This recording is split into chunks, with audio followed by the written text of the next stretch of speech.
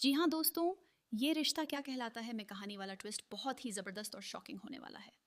आप जानते हैं कि अरमान और अभीरा की राहें फिर से एक हो चुकी हैं। अभीरा ने उसे एक और मौका दिया है।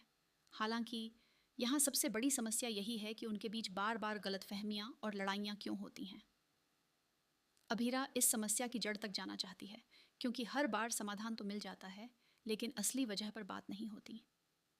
इसीलिए अरमान थेरेपी के लिए तैयार नहीं होता, लेकिन अभीरा उसे मना लेती है।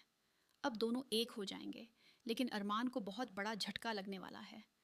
आप जानते हैं कि संजय और कृष्ण ने मिलकर कैसी चाल चली है। उनके इस ड्रामे से साफ पता चलता है कि अपने भी पीठ में खंजर घोंप सकते हैं। संजय फूफा कहते हैं कि बोर्ड मेंबर्स के साथ मिलकर मित्तल फर्म हड़पना चाहता था, इसलिए मजबूरी में उन्हें अरमान को फर्म से निकालना पड़ा। लेकिन यह सिर्फ कहने की बात है, क्योंकि उन्होंने अपने फ़ायदे के लिए सब कुछ किया है। मित्तल का साथ देकर उन्होंने साफ दिखा दिया कि वे नहीं चाहते थे कि अरमान फर्म में रहे। इससे उन्हें दो फायदे होते हैं। एक, वे मित्तल की नज़रों में अच्छे बने रहते हैं, और दूसरा, अरमान के जाने के बाद सारी जिम्मेदारी कृष को आसानी से मिल जाती है।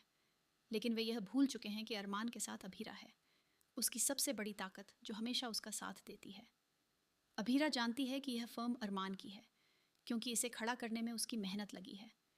ऐसे में उसे फर्म से निकालने की हिम्मत कैसे हुई? बहाने तो हर कोई बनाता है, लेकिन अब अभीरा को बहुत गुस्सा आ जाता है और वह अपने पुराने शेरनी वाले रूप में लौट आती है। वह कृष का कॉलर पकड़ लेती है। कृष डरकर पापा पापा करने लगता है और संजय अभीरा को आवाज़ नीची रखने के लिए कहते हैं।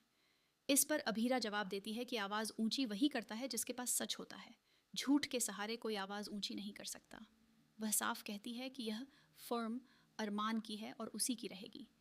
अब वह अरमान को वापस फर्म में लाने के लिए कुछ बड़ा करने वाली है, और साथ ही संजय, कृष और मित्तल को सबक सिखाना भी ज़रूरी हो गया है।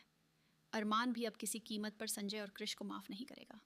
लेकिन सबसे दिलचस्प ट्विस्ट तब आएगा जब अरमान को पता चलेगा कि मेहर को मायरा की लोकेशन भेजने वाला ऋषि था।